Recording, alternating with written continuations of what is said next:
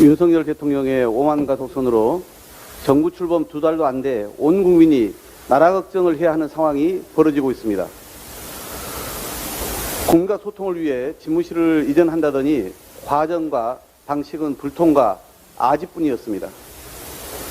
검찰의 독립 강화를 외치더니 정부 요직을 측근 검찰로 채우는 검찰 천하를 만들었고, 민정수석을 폐지한다면서 한동훈 법무부 장관이 민정수석, 검찰총장 역할까지 맡는 검찰공화국을 완성했습니다. 행정안전부 수장인지 경찰수장인지 모를 대통령의 충암고 서울법대 후배 장관은 13만 경찰 반발에도 경찰국 설치에 올인하며 전 정부 수사 필요성까지 언급하고 나섰습니다. 어제는 직책도 없는 일반인이 나토 순방을 위해 대통령 전용기에 동승하고 경호상 기밀 사안인 김건희 여사의 일정과 의전을 확인하는 등 제2부속실 역할을 수행한 사실까지 확인 보도되었습니다. 이러다 보니 대통령에 대한 부정평가가 날로 높아가고 있습니다. 윤석열 정부의 인사 논란, 독단과 일방 소통 미흡, 그리고 경제 민생 무관심 등이 부정평가의 주 요인으로 꼽혔습니다. 국무위원 부실 검증으로 시작된 인사 대참사도 모자라 보건복지부 장관이 2번씩이나 낙마했는데 이전 정권과 비교해봐라, 우리가 훨씬 낫다는 식이니 여당 내부에서까지 비판이 나오는 지경입니다.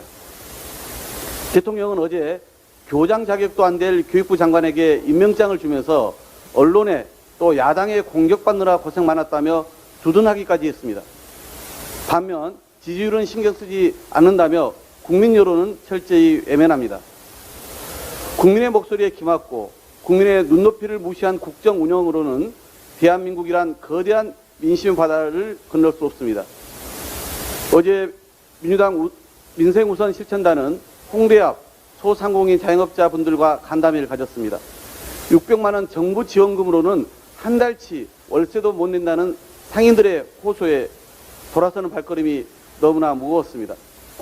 전 정부 탓만 하고 있을 여유가 없습니다.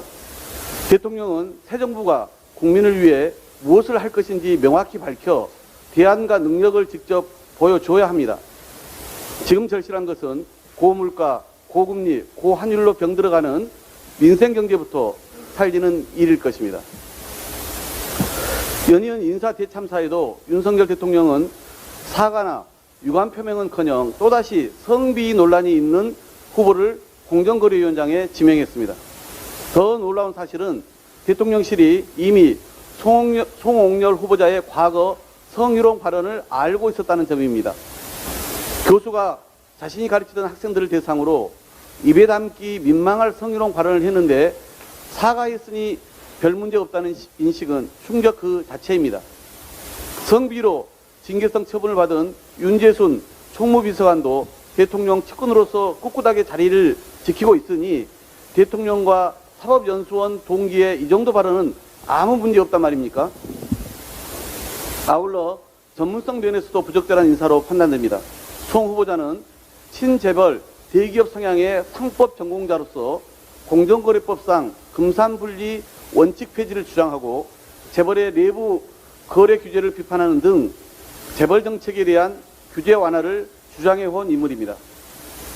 이런 분이 과연 공정거래법 1조에 명시된 것처럼 사업자의 시장 지배적 지위의 남용과 과도한 경제력 집중을 방지하고 불공정 거래 행위를 제대로 규제할 수 있을지 의문입니다.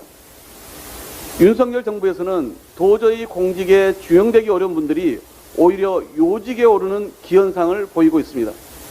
인사검증의 기준은 따로 있지 않습니다. 바로 국민의 눈높이입니다.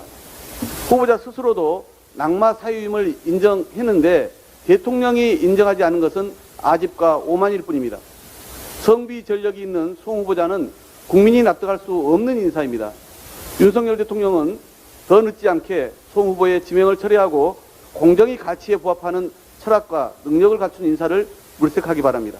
이상입니다.